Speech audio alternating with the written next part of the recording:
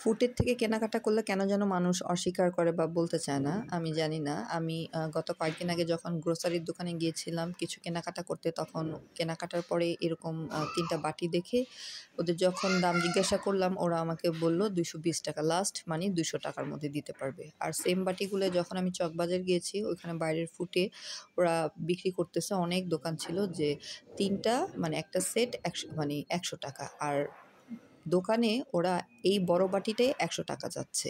আর ৩ টা সেট নিলে আপনার ৳২০০ গুনতে হবে অথবা ৳২২০।